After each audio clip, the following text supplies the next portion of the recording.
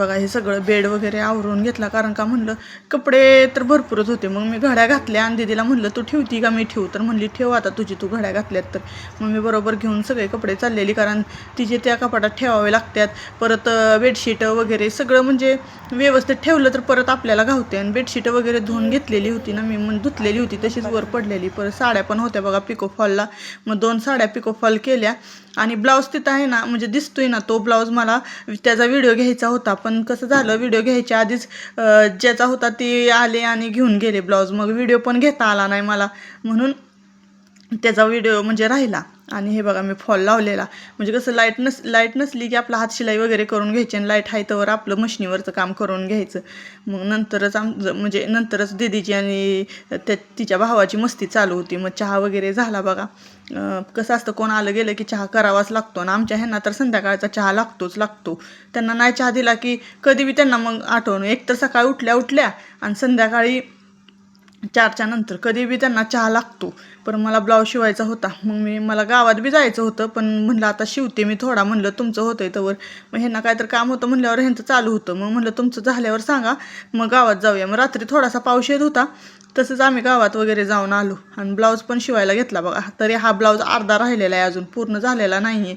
हा सिम्पलच आहे, ह्याला काही डिझाईन वगैरे काहीच नाही आहे. आज बनवणार आहे मी म्हैसूर पाक. आणि तूप हा अंदाज पंचे घेतले. आता तूप मी कडवायला ठेवणार आहे. आणि ज्या वाटीनं साखर घेतली ना त्याच वाटीनं मी बेसन घेणार आहे. आणि ही साखर आहे ना, ह्याला पाक करायचा आहे.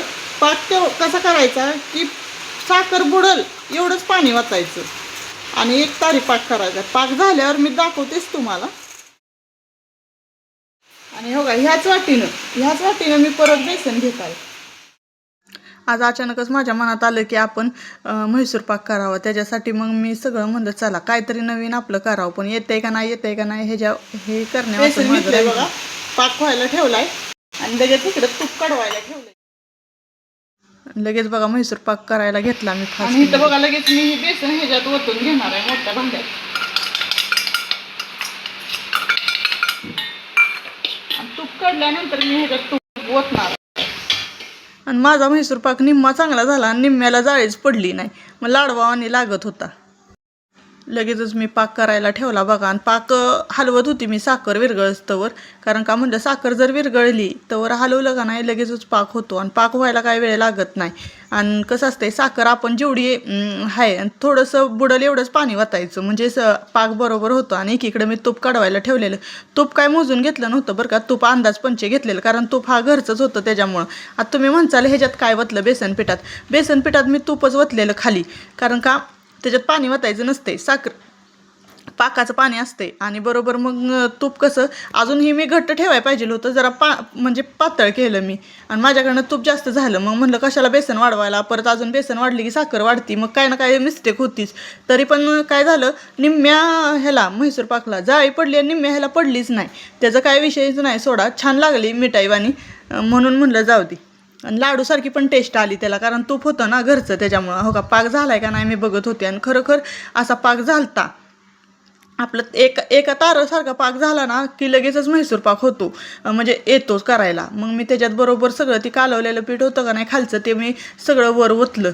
आणि वर ओतून मी बरोबर त्याला हलवत राहिली. आणि हात दुखतोय बरं का आपला, एवढं हलवायचं असतं त्याला. आणि इकडून एका हातानं गरम गरम तूप आणि एका हातानं हलवायचं, एका हातानं गरम गरम तूप आणि हलवायचं. असं प्रोसेस मला वाटतंय 10-12 वेळा करायची. मस्तपैकी म्हैसूर पाक झाला. कलर वगैरे मस्त आला. पण मला वाटायचं की काय तर चुकते. पण काय झालं, माझं मन थोडंसं नाराजच झालं, त्याला निम्मी जाळी आली नाही त्याच्यामुळं. आणि मला वाटायचं मग काय आता वाया जातंय का काय, कसं होतंय, पण वाया गेलंच नाही. 1 मिनिटाच्या आत सगळा म्हैसूर पाक संपला. आणि पोरांना खायचं होतं, आणि ती लवकर गारच होत नव्हतं. कसं असते, बेसन तूप असल्यामुळं असं भरपूर गार झाल्याशिवाय ती चवीला पण लागत नाही. आणि हे बघा मी जसं वतते तसं ती अशी जाळी बसा म्हणजे कसं उतू गेल्यासारखं वाटतंय, मग त्याची जाळी धरत होती. आणि बरोबर मी तसं होत होती. सगळी माझी प्रक्रिया चांगली झाली, सगळं चांगलं झालं. कडपर्यंत मी पूर्ण म्हणजे करण्याचा प्रयत्न केला आणि झालं पण व्यवस्थित.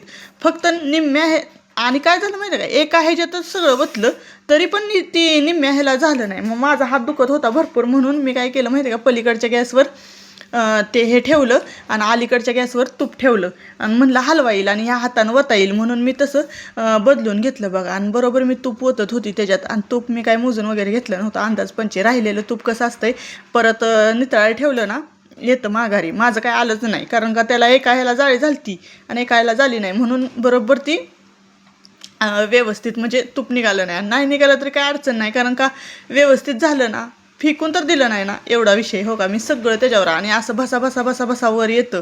हे बरोबर भसा भसा वर आलता ना. माझ्याकडे आता चौकणी भांडं नव्हतं, म्हणून मी काय केलं, कुकरच्या डब्यात ओतलं आणि ते गार व्हायला लागलेलं. म्हटलं 5 मिनिटानं बघितलं कट करायसाठी, तर बरोबर गार झालतं.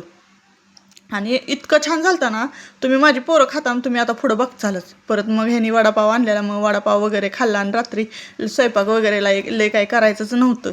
आणि हे बघा म्हैसूर पाक, हो का, एकदम भारी असा झालता म्हैसूर पाक. व्यवस्थित म्हणजे चवीला आणि मला वाटतंय खायला पण मस्त लागत होता. पण कसं झालं, जरा तुकडं पडलं. आपल्याला कसं आहे, जरा पहिल्यांदा मी केले असं, म्हणजे ऐकून आणि बघूनच केले, असं मी कुठंही म्हणजे बघितलं नव्हतं केलेलं. आणि माझा मुलगा बघा खाऊन कसा हे करतोय. आणि आजचा व्हिडिओ कसा वाटतोय ते नक्की सांगा कमेंटमध्ये.